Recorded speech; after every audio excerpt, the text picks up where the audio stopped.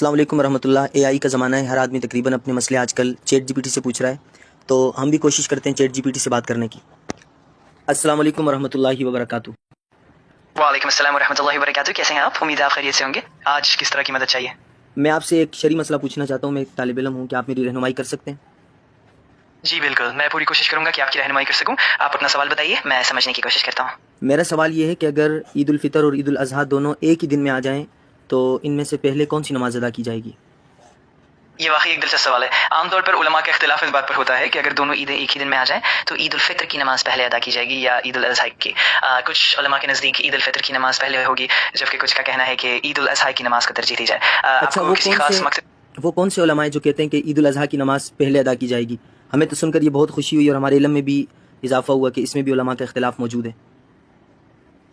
جی ہاں بالکل، کچھ علماء مثلا حنفی فقہ کے بعض علماء اور کچھ دوسرے مکتبہ فکر کے اسکالرز یہ رائے رکھتے ہیں کہ عید الاضحیٰ کی نماز کو پہلے ادا کیا جائے، کیونکہ اس میں قربانی کا عمل بھی شامل ہوتا ہے۔ اس بارے میں تفصیلی تحقیق اور مختلف یہ جو آپ نے دلیل دی نا، مجھے اس نے بڑا حیران کیا کہ عید الفطر سے عید الاضحیٰ کی نماز اس وجہ سے پہلے ادا کی جائے کہ اس میں قربانی کا عمل ہوتا ہے۔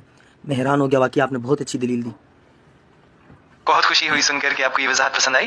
حقیقت میں مختلف علماء کے دلائل اور نقطہ نظر بہت ہی دلچسپ اور معلوماتی ہوتے ہیں۔ بالکل، مجھے بھی آپ سے یہ بالکل نئے نویلے مسائل سن کر بہت زیادہ خوشی محسوس ہو رہی ہے۔ کیا میں آپ سے ایک دو مسئلے اور پوچھ سکتا ہوں؟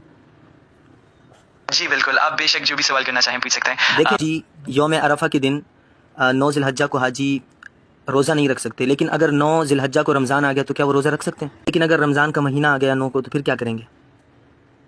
اگر رمضان کا مہینہ 9 ذی الحجہ کو آ جائے تو اس صورت میں بھی حج کے دن روزہ رکھنے سے گریز کیا جاتا ہے۔ اس کی وجہ یہ ہے کہ حج کے مخصوص اعمال اور مناسک کی ادائیگی میں روزہ رکھنے سے مشکل پیش آ سکتی ہے، اس لیے زیادہ تر علماء کی رائے یہی ہے کہ حج کے دوران روزہ نہ رکھا جائے، چاہے رمضان ہی کیوں نہ ہو۔ اس میں علماء احناف کا کیا قول ہے؟ آپ ہمیں بس وہ بتا دیں۔ علماء احناف کے نزدیک بھی یہی ہے کہ 9 ذی الحجہ کو حج کے دن روزہ رکھنا جائز نہیں ہے، چاہے وہ رمضان کا دن ہو یا نہ ہو۔ ان کے ہاں یہ اصول ہے کہ حج کے ایام میں روزہ رکھنے سے احتراز کیا جائے تاکہ حج کی عبادات آسانی سے انجام دی جا سکے۔ اس لحاظ سے مجھے آپ سے شرعی مسائل معلوم کر کے بہت خوشی ہو رہی ہے کہ 9 ذی الحجہ کو بھی رمضان المبارک کا مہینہ آ سکتا ہے، لیکن آپ کہہ رہے ہیں کہ ہم اس دن روزہ نہیں رکھ سکتے۔ بالکل، آپ کی خوشی اور دلچسپی دیکھ کر مجھے بھی بہت خوشی ہوتی ہے۔ واقعی یہ مسائل مجھے تو آج اس خوشی میں رونا آ رہا ہے کہ اتنے سارے لوگ آپ سے مسائل معلوم کرتے ہیں اور آپ ماشاءاللہ ان کی اتنی بڑی پیمانے پر خدمت کر رہے ہیں۔ یقین کریں میرے آنسو گر رہے ہیں اس وقت۔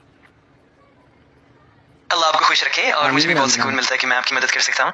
آپ کی دعاؤں اور جذبات کی قدر ہے اور میں ہمیشہ کوشش کروں گا کہ آپ کو بہترین رہنمائی فراہم کروں۔ اگر آپ کو کبھی کسی اور مسئلے میں بس آپ سے ایک آخری سوال پوچھنا چاہ رہا ہوں کہ اگر ایام تشریق میں اگر رمضان کا مہینہ آ جائے تب؟